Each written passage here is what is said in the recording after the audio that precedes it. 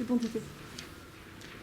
Bien, c'est un plaisir pour moi d'introduire Jacques François. J'imagine que vous le connaissez depuis longtemps. Donc, Jacques est professeur émérite à l'université de Caen. Il a eu un parcours assez intéressant. Il a travaillé comme chercheur en linguistique française et allemande à l'université de Constance en Allemagne avant d'arriver en France. Il a été professeur dans plusieurs universités. Et ce que j'apprécie chez lui, c'est la diversité de ses recherches. Bon, officiellement, il me faudrait parler de ce qu'il a fait en sémantique verbale, en syntaxe, ou bien d'autres choses. Bref, je suis content parce que j'ai affaire à un vrai linguiste qui, d'une part, fait du travail de terrain, et d'autre part, se livre aussi à des analyses plus générales, en prenant un peu de distance.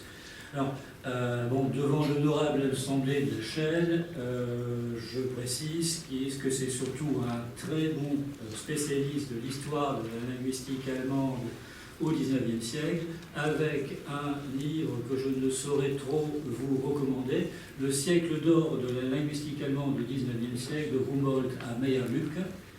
Ce n'est que pour gagner du temps que je n'énumère pas ces autres monographies.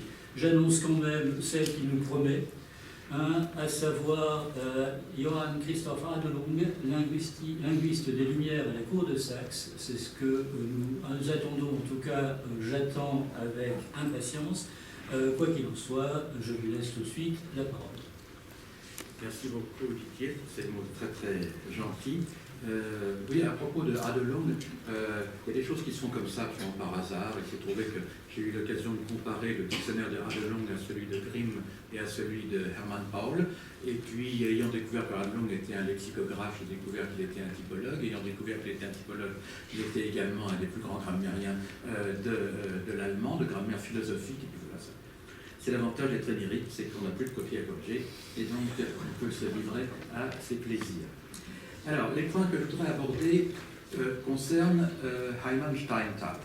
Alors, peut-être tout le monde ne connaît-il pas en détail Heimann Steinthal. Ce qui est important par rapport à la discussion ici, c'est de savoir que non seulement il était juif, mais il était théologien. Théologien juif, il a poursuivi une double carrière de professeur de linguistique générale et de professeur de théologie judaïque. Ce qui a eu une conséquence malheureuse pour lui, c'est qu'il n'a jamais pu passer professeur ordinaire, comme on dit en Allemagne, à l'université de Berlin, parce qu'il y a eu un blocage par le fait qu'il s'occupait également de l'Institut d'études rabbiniques à Berlin. Mais il a tenu ferme. Il a dit non, je m'occupe des deux choses à la fois et je ne veux pas en changer. Une autre chose importante à savoir à propos de Steinthal, c'est qu'il s'est associé avec son beau-frère, qui s'appelait Moritz Lazarus, et que Lazarus était l'un des psychologues assez importants des années 1850-1880 en Allemagne. Et tous les deux étaient influencés par la psychologie de Heise, mais ce qu'ils ont développé, c'est ce qu'on appelle la Völkerpsychologie, donc la psychologie des peuples, qui est une psychologie que j'appellerais axiologique. Alors, c'est la notion de biais axiologique, c'est quelque chose que j'ai développé dans un article en 2014. C'est l'idée que, en gros, pour ce qui concerne par exemple les langues africaines, elles sont obligatoirement plus simples parce que ça ne peut pas être autrement. Voilà. Bon. C'est-à-dire que l'argumentation est vraiment limitée à des arguments qui, vus 150 ans après, nous paraissent assez confondants, mais auxquels il croyait absolument lui-même. Donc c'est sur ce point que je voudrais insister.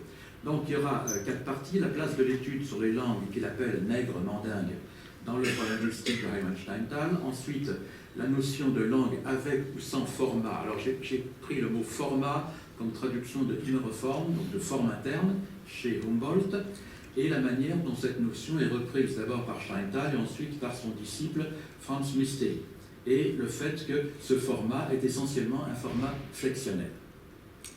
Ensuite, la paille et la poutre, c'est-à-dire le raisonnement de Steinthal sur ce qu'il estime être l'absence de format dans les langues mandingues, et enfin les qualités, les déficiences de la corrélation entre linguistique et psychologie des peuples selon Steinthal. Alors, ici, vous avez une série d'ouvrages de Steinthal qui sont classés par date. Faute de place, j'en ai mis une moitié en haut, une moitié en bas. Ça nous permet de suivre un petit peu sa carrière, la partie de sa carrière qui concerne la linguistique. Car à la fin de sa vie, à partir de 1880-90, il s'est entièrement consacré à l'éthique. Il n'a plus fait de linguistique. Donc, en 1836, on a d'abord un point de référence essentiel pour Steinthal, l'introduction à l'œuvre sur le Kavi, dont il a été question déjà ce matin, et il en fait sa thèse d'habilitation qui s'appelle, je ne cite pas l'allemand, la philosophie de Wilhelm von Humboldt, pardon, la linguistique de Wilhelm von Humboldt et la philosophie de Hegel. L'idée est en gros que Humboldt est un hegelien qui ne le sait pas. Bon, alors on l'a reproché à Steinthal d'avoir beaucoup trop attiré Humboldt du côté de Hegel, mais la réponse de Steinthal est de dire au moins Hegel on comprend, Humboldt c'est pas sûr, alors autant considérer que Humboldt doit être interprété par le filtre de Hegel. En 1848, donc 12 ans après, donc 1848, c'est la thèse d'habilitation de Steinthal. 1850, 2 années après, il écrit une première version de son grand classement des langues du monde qu'il appelle la classification des langues représentées comme la progression de l'idée de langage. Donc c'est une première édition, et aussitôt après, en 1851, il candidate pour le prix Volney et il obtient le prix Volney sur les langues mandingues, le titre étant celui qu'on va voir en 1867. Alors le prix Volney, c'était une institution quand même importante du 19e siècle. Juste après lui, des gens importants l'ont obtenu. Ernest Renan l'a obtenu peu de temps auparavant. Théodore Benfey l'a obtenu sur le dictionnaire étymologique des racines grecques. Après lui, il y a eu Max Müller. Et donc, on peut considérer qu'un siècle après, le prix Volney a quand même eu une bonne vision de la linguistique générale et allemande. Ils n'ont pas raté grand monde. En 1855, 4 ans après, il publie un ouvrage général sur « Faut-il que la grammaire s'inspire de la logique ?» comme c'était le cas essentiellement dans la grammaire générale, dans la tradition de Port-Royal, ou de la psychologie. Donc ça s'appelle « Grammaire, logique et psychologie, leurs principes et leurs relations mutuelles ». Et il discute aussi la notion d'organicisme tel que ça avait été développé par son collègue Becker. C'est 1855. En 1860 paraît la 2e édition de la classification, 10 ans auparavant, et ça s'appelle maintenant caractérisation des types principaux de structure des langues. C'est mieux composé, je pense, du point de vue des tableaux d'organisation des langues, on comprend mieux là où il veut en venir. En 1867, paraît, 16 ans après la première édition, qui n'avait pas été une édition qui était réservée au prix Volney, les langues nègres mandées, ou mandingues, perspectives psychologiques et phonétiques. En 1871, sans doute sous l'influence de son beau-frère Moritz Lazarus, il s'oriente de plus en plus vers une étude corrélative entre la psychologie et la linguistique. Donc ça s'appelle Introduction à la psychologie et à la linguistique. Et il y a une composante psychologique qui est déjà importante. Et puis, enfin, en 1804, bien sûr, c'est pas 1993, c'est 1893, il va publier Abriss der Sprachwissenschaft, abrégé de linguistique, avec comme première partie l'ouvrage de 1871, qui a déjà subi une seconde édition en 1881, et pour la partie proprement classificatoire, il en a assez, il n'a plus envie, et il laisse ça à Franz Mistelli, qui est un linguiste suisse, qui vit dans l'adoration de Steinthal, mais qui en même temps va se permettre des transformations drastiques par rapport à ce que proposait son maître. Et ça, on va le voir un peu plus en détail après. Quelques frontispices, quelques titres des ouvrages dont je viens de parler. Donc là, vous avez le frontispice Über die Kavi-Sprache auf der Insel Java, Et après, vous avez le détail, Verschiedenheit des menschlichen Sprachbaus. Donc, le CAVI sur l'île de Java, l'œuvre principale de Humboldt qui a été traduite en français. 1848, la linguistique de Humboldt et la philosophie de Hegel, la thèse d'habilitation de Steinthal. 1850, la classification des langues, 2 ans après. 1855, grammaire logique et psychologie. 1860, caractéristiques der hauptsächlichsten Typen des Sprachbauers, donc caractérisation des principaux types de structure des langues. 1867, les langues nègres mondaines, point de vue psychologique et phonétique. 1871-1881, là c'est un scan de l'édition de 81, Introduction à la psychologie et à la linguistique, et l'ouvrage double de 1893, la partie Steinthal, c'est la partie psychologique, et la partie Mistelli, c'est la partie linguistique, qui reprend l'ouvrage de 1860, mais qui le transforme profondément.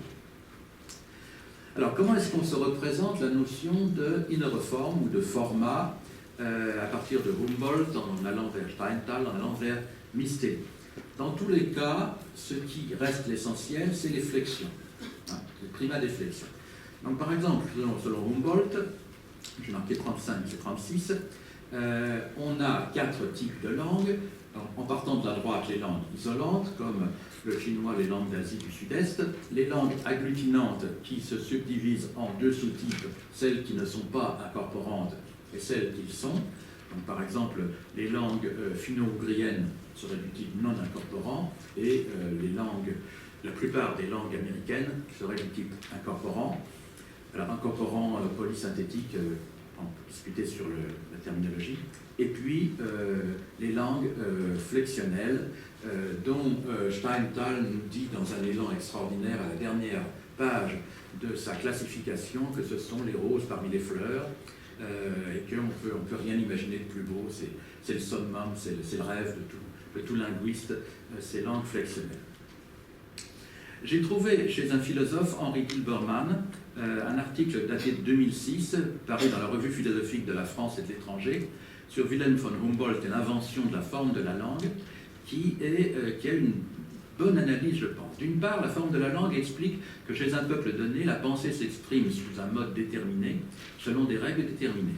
Cette forme est le secret de l'apparition spontanée de la langue comme un tout organisé, cela malgré la multiplicité des locuteurs. Mais en soi, cette forme spontanée est l'expression du génie de la nation. Bien que l'individu, membre de cette nation, n'ait pas vraiment constitué la langue, ou du moins sa forme, il s'y retrouve comme s'il en était l'auteur. C'est que cette forme n'est pas pour lui un carcan. Elle s'accorde merveilleusement à sa psychologie, tributaire de celle de la nation. Elle est la condition de la liberté et de l'aisance de son expression. Certes, existent des parlers spécifiques à l'intérieur de l'idiome, n'en demeure pas moins une orientation d'esprit commune à la langue et à la parole, si bien que la parole individuelle continue en fait l'œuvre déjà indivise qu'est la langue. Alors, je vais passer maintenant en revue un certain nombre de citations qui me paraissent importantes. Donc là vous les avez en bilingue, dans les handouts, vous les avez en français. Sur mon site qui s'appelle www.interlingua.fr, vous avez le texte en allemand également que vous pouvez télécharger. Donc Steinthal nous dit l'observation de l'interaction entre d'une part la variété des langues et la répartition des peuples, et d'autre part la formation de la puissance de l'esprit humain comme un processus s'épanouissant peu à peu, à différents degrés et dans de nouveaux formats. Dans la mesure où ces deux phénomènes sont aptes à s'éclairer mutuellement, c'est ce qui m'occupera dans ces études. Et un peu plus loin, il nous dit, ce faisant, Humboldt nous promet, ça c'était Humboldt, maintenant c'est Steinthal qui a cité Humboldt et qui nous dit, ce faisant, Humboldt nous promet les fondements d'une histoire de l'esprit humain du point de vue du langage. Ce qui me paraît important dans cette citation, c'est l'idée peu à peu, à différents degrés et dans de nouveaux formats. Il me semble qu'il n'y a pas une relation obligatoire entre la notion de degré et la notion de format. Et c'est particulièrement important dans la question des langues agglutinantes incorporantes. En ce sens que Humboldt ne semble pas s'être décidé complètement pour dire que les langues incorporantes présentaient un avantage ou un inconvénient, ou étaient simplement quelque chose de différent des langues agglutinantes. En tout cas, il est certain qui placent les langues incorporantes en dessous des langues flexionnelles. Donc, quand on dit dans différents formats, je pense que Humboldt a eu l'intuition qu'à partir de la notion d'agglutination, à partir du processus d'agglutination, qui, je le rappelle, est essentiel chez Pope, parce que chez Pope, on considère que c'est l'agglutination qui va produire, par exemple, des formes de conjugaison. À partir de cela, il semble y avoir deux processus différents, le processus de l'incorporation d'un côté, le processus de la flexion de l'autre. Donc ça semblerait être plutôt, me semble-t-il, chez Humboldt, deux formats différents, mais l'un étant considéré comme nettement supérieur à l'autre, celui des langues flexionnelles. Steinthal continue, il se peut maintenant que Humboldt lui-même donne des définitions différentes de la philologie, de la linguistique et de la philosophie. Cela ne peut pas nous empêcher de reconnaître dans son œuvre un chef-d'œuvre réellement philologique, selon notre interprétation.